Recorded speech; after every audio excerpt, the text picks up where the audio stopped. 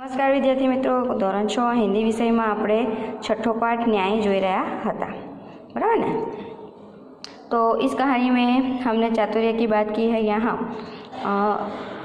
अली ख्वाजा जो है मक्का की हज यात्रा पर जाता है। वहाँ जाते समय उसके पास 5,000 सोना मोहरें होती है। वह अपने मित्र के घर तेल के घड़े में डालकर वहाँ रख आता है और वह तेल का घड़ा वाजिद खोलकर उसमें से सारी असरफियाँ निकाल देता है, सोने की असरफियाँ ले लेता है, सोना मोहर ले लेता है। और फिर वह लालच में आकर उसे बताता है कि मेरे पास कोई असरफिया, मैंने कोई तुम्हारे पैसे लिए नहीं है।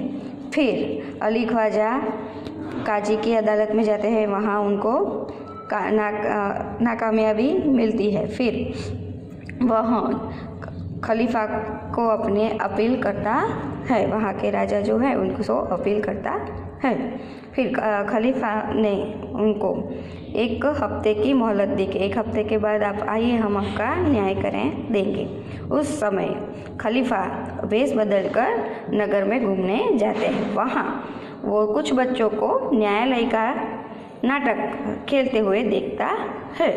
उसमें एक लड़का जो है न्यायाधीश बना है, वो लड़का बहुत ही समझदारी से अपना काम कर रहा था। यह सब देखते हैं। आगे हम देखते हैं, बड़ा समझदार है, यहाँ तक हमने देखा था। वह जिस तरह न्याय कर रहा था बिल्कुल ठीक है, इसलिए उन्होंने उस लड़के को अपने पास बुलाया। फिर खलीफा ने उस लड़के को अपने पास बुलाया और उसका नाम पूछा। लड़के ने कहा मेरा नाम हसन है। उस लड़के का नाम क्या था? हसन। खलीफा ने कहा मैंने तुम्हारा खेल देखा, तुम बहुत समझदार हो, कल हमारे दरबार में आना। तो कहते तुम बहुत समझदार हो, मैंने तुम्हारा खेल देखा, मैं तुम्हारा खेल હતો તે જોયું, એમાં તું ઘણો समझदार છે, तो કાલે मारा दरबार में आवજે કે છે। अगले दिन खलीफा के दरबार में अली ख्वाजा, वाजिद और हसन उपस्थित हुए।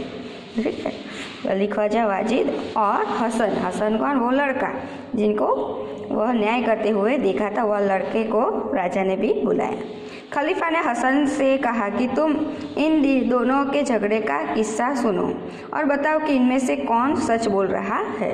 फिर राजा हसन को कहते हैं कि हसन, तुम न्याय अच्छा कर लेते हो, तो तुम इन दोनों का झगड़ा सुनो और देखो कि यहाँ इसमें से सच कौन बोल रहा है। इस हसन ने दोनों की बातें ध्यान से सुनी। बाળક હતો એને ये बातों बड़ी ध्यान थी सांभળી।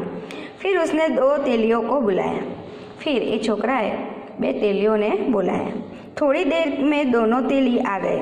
हसन ने उससे कहा आप इस घड़े के तेल की जांच कीजिए और बताइए इस घड़े में तेल कितना पुराना है। जे छोकराए कह્યું કે તમે તેલી છો, તમે તેલ સાથે બધું કામ કરતા હો છો, એટલે તમે જુઓ કે આ તેલ કેટલા સમય જૂનું છે કે છે। दोनों तेले ने बारी बारी से तेल को देखा, सूंघा, चखा, फिर अपना निर्णय दिया। बने तेल ने चाख्यू, सूंघ्यू अने देख्यू, सूंघ्यू अने चाख्यू अने पछी एनो निर्णय करो। घड़े का तेल 2 महीने पुराना लगता है, इससे ज़्यादा नहीं, वे बोले। बने तेलियों एक जवाब आप्यो कि 2 महीना पुरानु ज आ तेल है, 2 महीना पहलानु ज आ तेल है। तेलियों की बात सुनकर वाजिद तो घबरा गया। तेलियों की बात सांभळीने वाजिद तो एकदम घबराई गयो। अली ख्वाजा खुश होकर बोल पड़ा, हजूर मैं तो 6 महीने पहले मक्का की यात्रा करने गया। पछी कहे छे अली ख्वाजा एकदम सांभळे छे, हूँ तो 6 महीना पहला त्यां गयो हतो, तभी मैंने तेल खरीदा, त्यारे ज मैं तेल खरीद्यू। तेलियों और अली ख्वाजा की बात सुनकर सबको वास्तविकता का ज्ञान हो गया। तेलियों ने वाजिदनी एनी बात सांभळीने बधाने वास्तविकतानी खबर पड़ी गई कि वाजिदे जेना बधा पैसा लई लीधा छे। खलीफा को न्याय के लिए सबूत मिल गया था। खलीफा ने हसन को धन्यवाद दिया और वाजिद से कहा कि आपने अली ख्वाजा के घड़े से तेल और मोहरें निकाल ली है, आप उन्हें वापस कीजिए और चोरी और विश्वासघात के अपराध की सजा भुगतिए। खलीफा ने हसन को बहुत सारा पुरस्कार दिया। पछी खलीफाए त्याना राजाए एने कह્યું કે तो एना पैसा अने तेल पाछू आपी दे अने जे विश्वासघात कर्यो, चोरी करीने विश्वासघात कर्यो एनी माटे तू अपराध भोगवજે કે છે। खलीफा के दरबार में उपस्थित सभी लोग ने हसन की सूझबूझ और न्याय की बुरी बुरी प्रशंसा की। फिर जो न्यायालय में जो सब बैठे थे, वही दरबार में जो उपस्थित सभी लोगों ने हसन की बहुत ही तारीफ कर दी, बहुत तारीफ की, और राजा ने उसे बहुत सारा पुरस्कार भी दिया। तो इस तरह हसन की सूझबूझ से यह जो न्याय हुआ बहुत ही समझदारी से किया गया न्याय था। यह पाठ हम यहाँ पूर्ण होता है। तो ऐसे ही सभी बच्चों को चातुर्य से अपना काम करना चाहिए, सभी वस्तुओं को ध्यान में रख के अपना काम करना चाहिए।